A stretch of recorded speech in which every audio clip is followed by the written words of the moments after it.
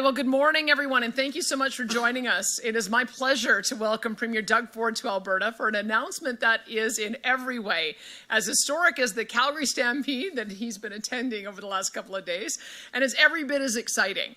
I'd like to acknowledge that both of us have ministers and members of our teams in the room as well, and I'd like to welcome the Honourable Stephen Lecce, who is Ontario's Minister of Energy and Mines, the Honourable Kinga Surma, Ontario's Minister of Infrastructure, and MPP Will Boma, the Parliamentary Assistant to the Premier, Minister of Indigenous Affairs and First Nations Economic Reconciliation, Minister of Intergovernmental Affairs and Minister of Northern Economic Development and Growth to Alberta. He's got a very long title. Thompson. And Minister Thompson as well. All right, and Minister Thompson, who I will let the Premier tell you a little bit more about his portfolios. Oh, gosh. Okay, missed a couple. He's going to go. I'd also like to acknowledge Alberta's Minister of Energy and Minerals, the Honourable Brian Jean. We've got Alberta's Minister of Jobs, Economy, Trade and Immigration, the Honourable Joseph Scow, Alberta's Minister of Transportation and Economic Corridors, the Honourable Devin Dreeshen, and Alberta's Minister of Infrastructure, the Honourable Martin Long are here as well. Did I miss any of my people? All right, I think we've got a few more that are outside as well. We're also joined by guests from energy companies that have strong ties in both Alberta and Ontario. And today marks an important step forward in uniting our country as Alberta joins forces with Ontario to pursue our shared goals of economic growth, opportunity and prosperity. We're signing 2 memorandums of understanding that will see us advance pipelines and pathways to boost exports of homegrown energy and critical minerals to markets across Canada and across the world, and work collaboratively to support both Ontario's automotive industry as well as Alberta's liquor manufacturing industry, industries that contribute substantially to our provincial economies. The first of these agreements formalizes our commitment to working together to maximize the economic value of Canada's energy resources and enhance Canada's energy security and global competitiveness. We're uniting with Ontario to amplify our voices and double down on our efforts to carve a path forward together for Alberta, for Ontario, and for Canada. Through this agreement, we'll work together to explore ways to improve networks and corridors that better connect our energy and critical minerals to markets here at home, as well as international markets around the globe. We'll focus on supporting industry efforts to build oil and gas pipelines and refining, processing, and supply chains for energy and critical minerals between Alberta and Ontario. We'll work towards accelerating our exports across industries. And that means we're seeking to add more rail lines to increase capacity and enhance access to ports, including to sites in James Bay and southern Ontario. And we will share expertise to advance development of nuclear energy solutions so our provinces can keep up with the ever-growing demand on Alberta and Ontario's electricity grids. We know there's strength in taking a united front, but we cannot achieve our shared provincial goals without cooperation from the federal government. It's vital that the federal government gets fully on board with creating the conditions necessary to strengthen Canada's economy and competitiveness, improve investor confidence, and grow productivity. Ottawa must answer our calls and remove all federal barriers that have harmed Canada's ability to grow the energy sector and other industries, such as mining and manufacturing. And this includes, but is not limited to, repealing or amending the Impact Assessment Act and the oil tanker ban. We're also working to repeal the net zero power regulations and the proposed oil and gas production cap. We also call on the federal government to repeal their electric vehicle mandate that comes into effect next year. Last year, only 4.2% of the cars sold in Alberta were zero-emission vehicles. And the federal government's EV mandate says that 20% of cars sold in 2026 must be zero-emissions vehicles. We buy about 200,000 cars, so that would be about 40,000 cars. So we would have to buy nearly every single zero-emission vehicle manufactured in Ontario last year to hit the 20% target, and we're just one province. So removing federal barriers will allow Alberta and Ontario to attract investment and project partners we need to get shovels in the ground, grow industries, and create jobs. I'm excited to continue collaborating with Ontario so we can reach our shared goals, including to advance pipelines and responsible energy development. I am also pleased to partner with Premier Ford to support the growth of 2 other major industries of significance to Alberta and Ontario. The second memorandum of understanding outlines Alberta's commitment to explore ways to prioritize the purchase of made-in-Canada vehicles for our government fleets in a show of support for Ontario's automotive industry. And it sets the stage for Ontario's government to work with Alberta to explore ways to find additional opportunities to improve the interprovincial trade of liquor products to create even more opportunity for our producers. Today's signing marks an historic partnership founded in a mutual ambition to reach the full potential of our provinces, to grow our list of global customers for our energy resources, and to achieve long-term prosperity for all Canadians. I'll now turn it over to Premier Ford to speak more about today's MOUs.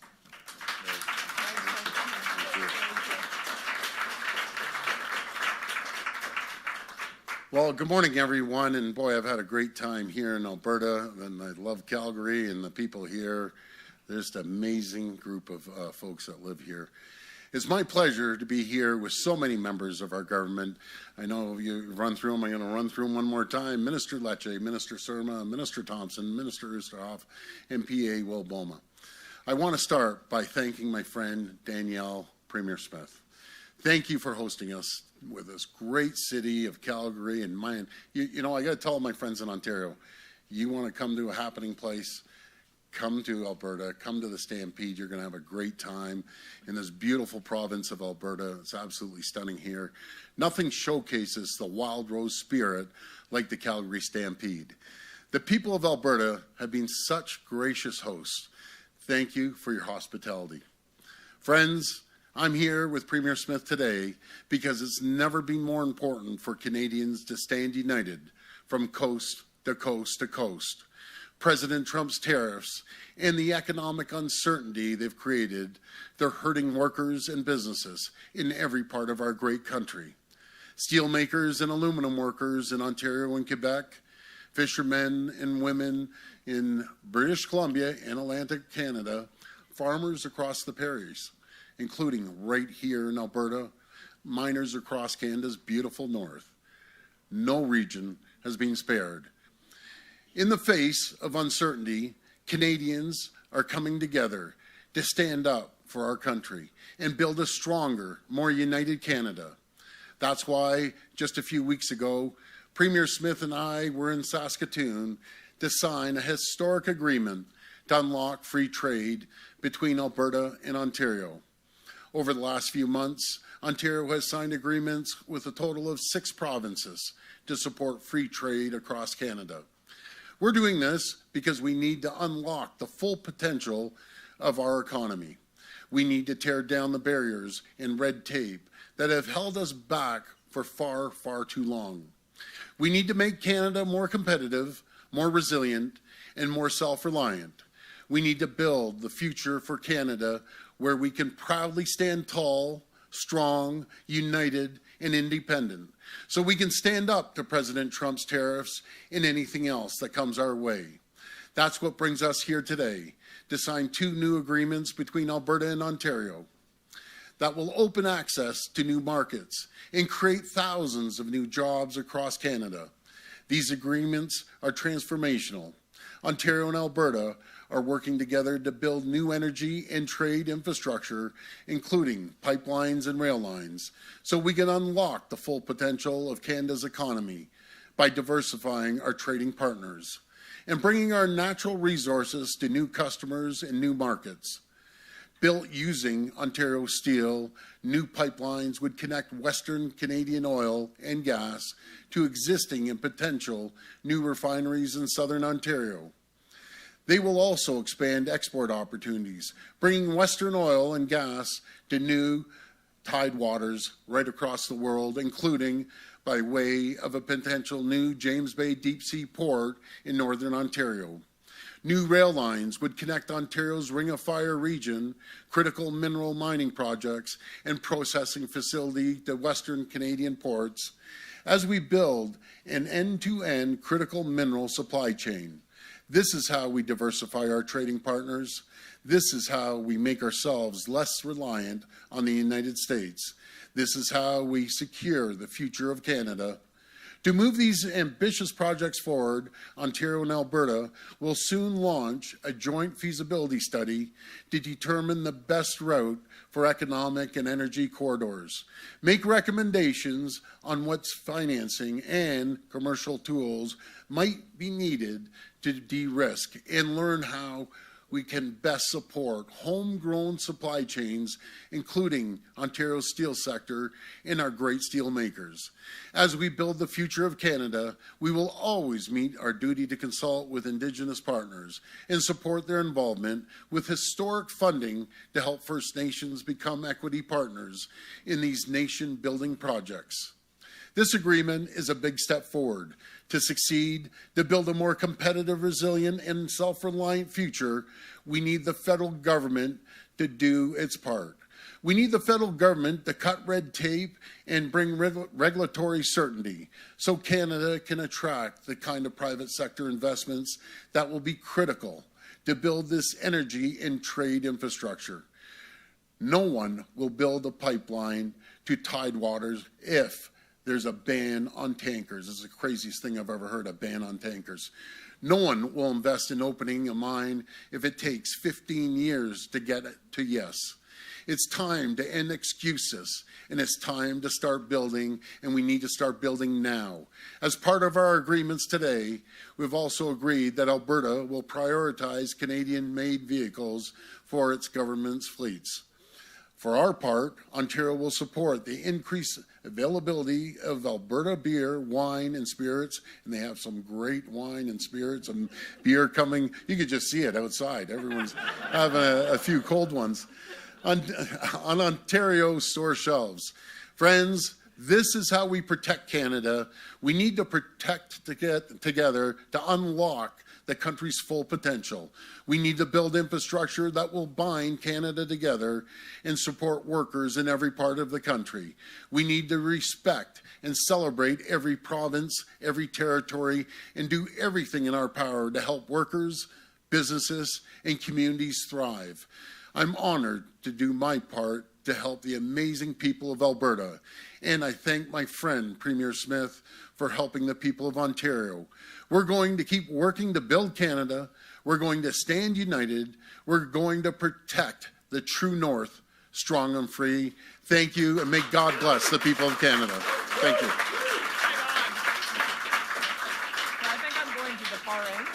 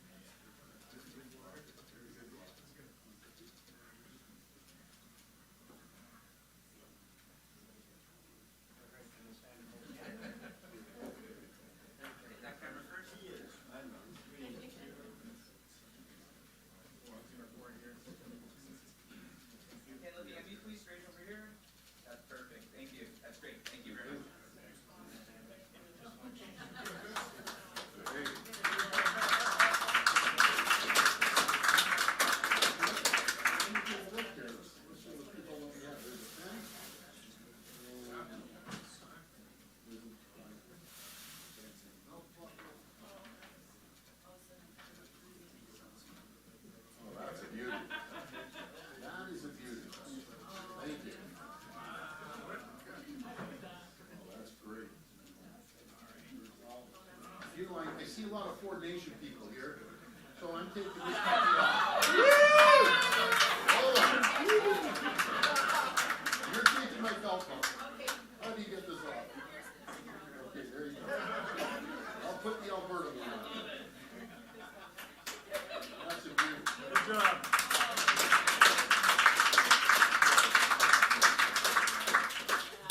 Let me tell you a funny story yesterday, Danielle. Okay, so we're sitting at the table, and I just got this belt buckle. See, it only has two little things and a big gut like mine. Pop these things out. So as soon as they said Premier Ford come up, bang, my belt buckle fell off. And that was it. I was doing. So we had a choice of whether to put it back on or just whip the belt right off. And he whipped the belt off, and I was saying to Scott, if his pants fall down during this that would not be good. I have a body like Arnold Schwarzenegger, but I can do that. I had it right from the first one. There we go. There we go. That's it. That's crazy good. That's good. Yeah. All right. Oh, this is a beauty. And once you get that on, feel free to come back to the podium. So we'll start the media Q&A here in a minute. We are on a tight schedule, so if we keep the questions short, we'll try to have the premiers keep their answers short as well, so we can take as many questions as possible. We'll start off with questions here in the room first. One question, one follow-up. State your name and outlet for the record. And we'll start off with our first at the mic. I'll just wait for him to get his belt sorted out there.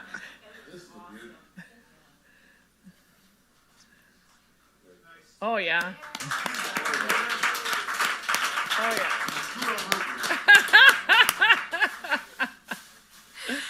All right. Yeah, We're good. ahead. Emma Graney with the Globe and Mail. On the pipelines front, I'm curious what your actual plan is there. There's not necessarily a whole lot of love for oil pipelines necessarily heading east. So what can we expect in terms of concrete, where it might start, where it might go? Well, first of all, I'd say we have done lots of polling on the attitude towards pipelines. And in every single province, it's a majority, and in some cases well above 70%. And I don't think Ontario is any different. Ontario, I think, knows that with Line 5 right now, it goes through Michigan to feed Sarnia, and that is puts them in a precarious position. The governor of Michigan has been trying to shut that pipeline down for years. And so we have always felt that having a made in Canada solution with a pipeline option going to not only Ontario and Quebec, it just makes sense from an energy security point of view. And the world changed in November. And I think Canadians understand that we've got to start acting like a country. We've got to start supporting each other. And I think that is the prevailing sentiment in the country. But I'll let Premier Ford speak for his own people. Well, thank you, Premier Smith. Premier Smith was bang on. We have the governor of Michigan constantly threatening to close down the pipeline. Do you know the disaster that would create in Ontario? It would basically shut down Pearson International Airport, largest airport in the country. Prices would go through the roof. I'm tired of relying on the United States. And let's make no mistake about it. I love the U.S. I love the American people. But there's one person that's causing a problem right now, and that's President Trump. We want to move forward. We want to build the AMCAN fortress. But the days of relying on the United States 100%, they're done. They're gone. We're going to start being reliant and self-reliant on each other. We have the strongest. We're an economic powerhouse in Canada. We're going to continue growing, free trade being one within all the provinces. That will add over $200 billion to our economy, anywhere up to 6% of our GDP. We have to start diversifying our trade right across the world. People would love great Alberta oil, that love products, critical minerals from Ontario. That's what we start doing, and stop being reliant on our neighbors to the south, because there's uncertainty right now and it's hurting our country. And the fact these are MOUs, I mean, sometimes MOUs don't get a whole lot of traction. What makes this one different? Well, what makes a difference, we're doers. There's a lot of politicians that are talkers, and the federal government, not the present one, because we're hoping we're going to be able to work with the present federal government. But for far too long, for 10 years, under Prime Minister Trudeau, they were treated terribly. The West was treated terribly, Saskatchewan and Alberta. And as I said in our meeting, and you heard it, Premier Smith, we got to start showing respect. Ottawa has to start showing respect to the great folks in the West, especially Saskatchewan and Alberta. I'll hand it over to you.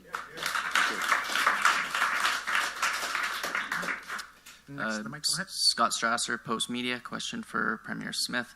Prime Minister Carney was in Calgary over the weekend. Did you speak to him or any other members of the Liberal government? I kept running into ministers. I feel like we're getting love bombed right now. Everywhere I look, there's a new, either a prime minister or a new a federal Liberal minister, and that's positive. I think they're out here. They're hearing direct feedback about how frustrated the energy industry has been from the last 10 years of bad laws. No one's sugarcoating it. That's what the feedback that I'm getting as well. So they're getting it pretty straight, and I'm glad they're hearing it. And so I did happen to have a crossover with the Prime Minister at the Carpenters Union event, and he and I chatted a little bit about his pancake flipping technique, which needs a little work. And that's fine. He can come back and do some more practice. But I understand that he told the media there that he thinks a bitumen pipeline to the northwest BC coast is very likely to be on the large projects list. And I think that is a very positive sentiment. We've got a little bit of work to do to see what that will look like. But we've been very actively engaged with the pipeline companies, asking them what they think the best projects are. And notwithstanding the project that we hope to work on today to James Bay, having an access to the Northwest BC coast is essential to being able to get to Asian markets, and that's the one that we hear the most enthusiasm for. So we'll work with the Prime Minister on that and hope to have some good news in that regard in a few months. Thanks. Hi, Chris Farco with the Calgary Herald. This is a question for both of the premiers. It's been several years anyway since the Energy East project died. So I'm wondering, how will this MOU actually lead to a west-east pipeline going forward? Under what timelines, and how are you going to get a private sector participant involved? I would say that let's work with the different options that we have on the table right now, and there's many ports we can go to. I mean, we've talked about 3 ports really on the BC coast. We've talked about a port up in Grays Bay, potentially port at either Churchill or Port Nelson. This one would be a port at James Bay, and the idea behind that would be, let's get some icebreakers in there, maybe build out some additional rail and road infrastructure, and then it could be a multi-purpose port, not just for oil pipelines, gas pipelines, propane, but also food, fiber, manufactured goods, and critical minerals. That to me is where I think that I would like to go with this MOU with the Premier of Ontario, and that allows for us to get not only the product out and over to our friends on the East Coast by ship, but we can also get it onto Europe. So if that is in the realm of possible, then let's work on that. And then maybe I'll sign another MOU with my friend Francois Legault at some later point to see if we can get further east. Well, you're asking about investment. First of all, you have to get the buy-in from the provinces, so we're going east, and I'll tell you, Ontario is 100% in on this project. We had the opportunity, myself and Premier Smith, to meet with a tremendous amount of business people in the energy sector. And I'll never forget, as one person said, there's tens of billions of dollars we want to invest in Canada, but the regulatory burden is just ridiculous. I don't want to bring my money down to Texas. I don't want to bring it down to North Carolina. These are the opportunities and the jobs we're losing, Canadians are losing, because just regulatory bodies, and it's just red tape, regulation. We need to get rid of all the red tape and regulations. We could be the most prosperous, strongest, richest, wealthiest country in the entire world. You know, I'll never forget when I met with our First Nations partners when I was in Toronto, and one of the chiefs said, we could be like Saudi Arabia. I almost jumped over the table and hugged the guy. This is the mindset we need. We need everyone working together. We need to give prosperity to everyone, including First Nations communities, the provinces, the territories, our great country, and most important, the people of Canada. That's what we need to do. There has never been an opportunity that I've seen that the province, the federal government, First Nations communities are working together, and that's how we make things happen, and that's how we become the most prosperous nation in the entire world.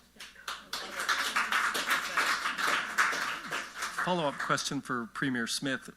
Looking west to the Port of Prince Rupert, you've talked about having discussions with pipeline companies. What's the status of those talks, and what's also the status of the talks with the Pathways Alliance? Are you confident you can get a deal on both fronts this year? We are linking those two projects together. I know that the Pathways group of companies have been advocating for their Pathways project for some time, and even predates me. And it's a net zero by 2050 proposal that would include carbon capture, utilization, and storage, would include decarbonizing production through things like perhaps hydroelectric power, maybe small modular reactors. That's part of their plan. And then direct air capture for kind of that last mile. And we've got carbon engineering that is returning to Alberta, and a direct air capture facility in central Alberta as a result of that. So I feel like they have done a lot of work on scoping out what that project would look like. I know that they have been talking with the federal government. The federal government has expressed enthusiasm for that. But we have said that you can't just add $20 billion of additional cost to the industry. There has to be additional revenues to pay for it. Whether you are able to use the CO2 for enhanced oil recovery, that becomes a revenue stream, or whether you're able to build a new bitumen pipeline for export. If we had a 1 million barrel per day bitumen export pipeline off the West Coast, that would generate at today's prices $20 billion a year for GDP, of which governments get, somewhere around 40% of that, year after year after year. So you put that into context over a 20 or 30 or 40-year period with a $10 to $20 billion investment in carbon capture, that makes sense. But just putting additional cost on an industry and then threatening them with production caps through an emissions cap, that doesn't make sense. So those two conversations have to happen together. I would hope that we would see... it needs to be fast. I would hope that if we're going to have a 2 years to yes, then we have to have a months to first step, right? So I'm intending for there to be, we would hope be able to move forward by the fall, that we would have something concrete. I'd love to see it on the project list by the fall. We have time for a couple more questions. We'll go to next. Chris Brown, Cross Border Network. This question is for Premier Ford, actually, and then I'm hoping that Premier Smith can respond as well. More and more communities and businesses are looking at SMRs out here in Alberta and in Saskatchewan. I know Darlington is underway with their updates and their SMR.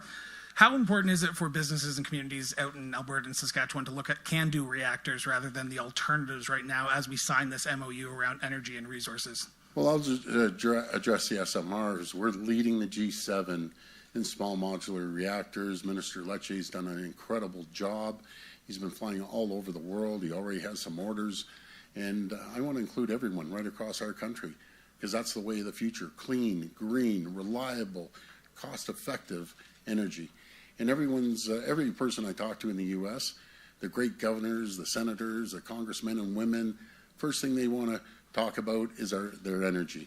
Because as you see, these data centers popping up all over the place, they only employ about 10 people, the actual physical building, but what it does, it attracts tech companies like the Amazons and the Googles, and that's where the jobs are created, because they just suck an endless amount of energy, these data centers. So that's the way of the future. We're leading the world, and we're going to make sure we share that technology right across the country. And I would say that the small modular reactors probably make the most sense at rural, remote sites that also have a very heavy energy use, like our oil sands projects are perfect for it, if you can get both power and steam, power and heat. But I would also say that when we were first starting to talk about a can-do reactor, we thought that with the project being proposed, in Peace Country area, they're talking about 4,000 megawatts. We initially thought, wow, that would swamp our power grid. And now with all the demands for AI data centers, we're thinking, that's maybe exactly what we need.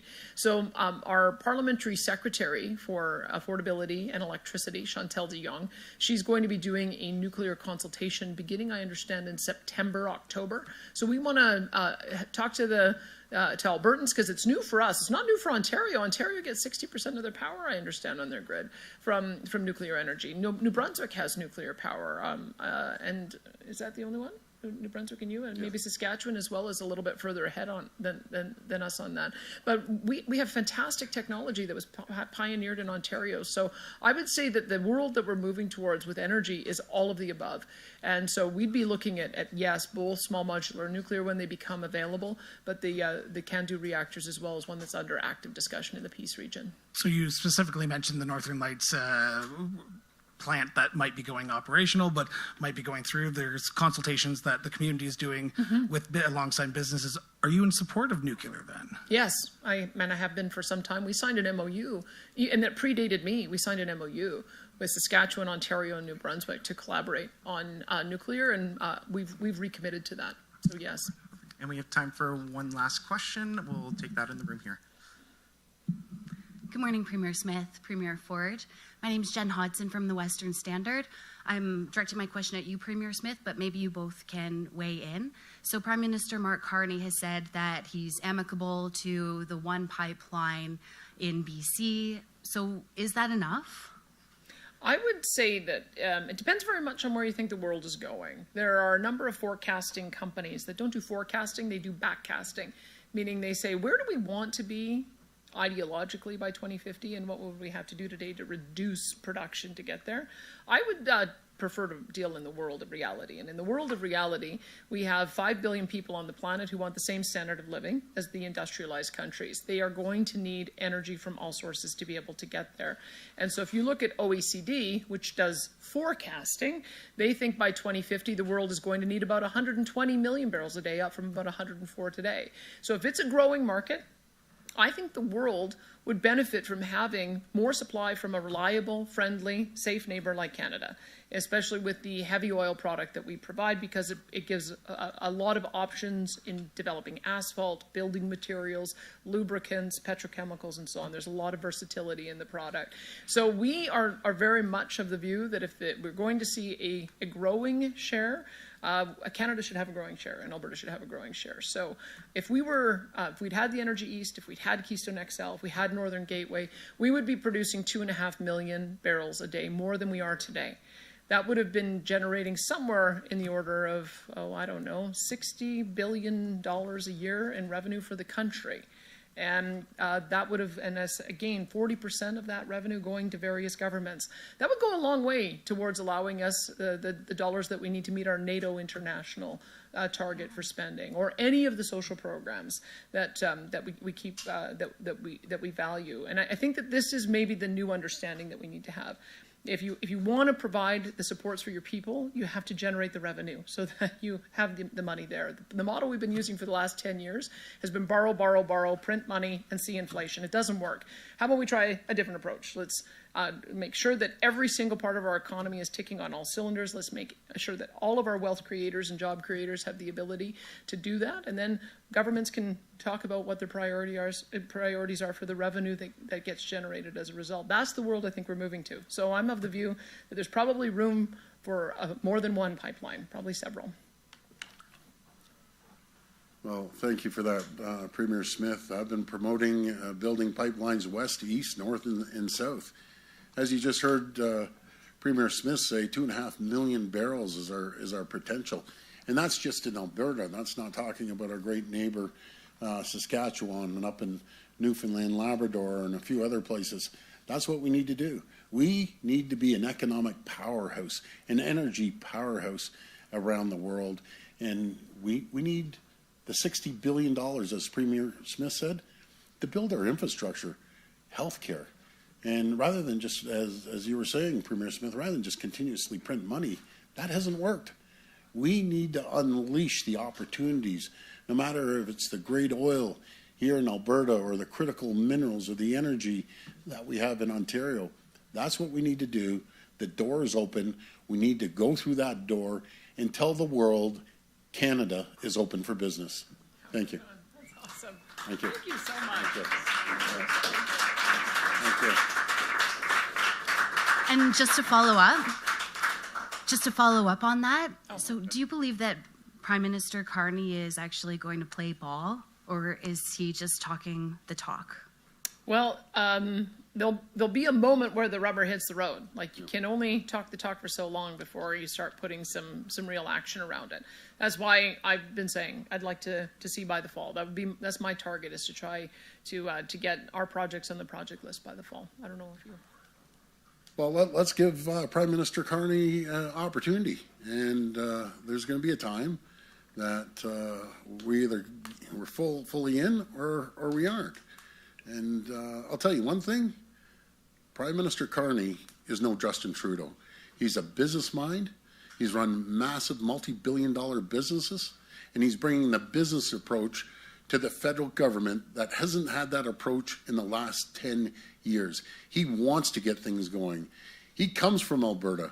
He believes in prosperity, opportunity. He believes in cutting waste, because we've seen the government, federal government, grow by 40%.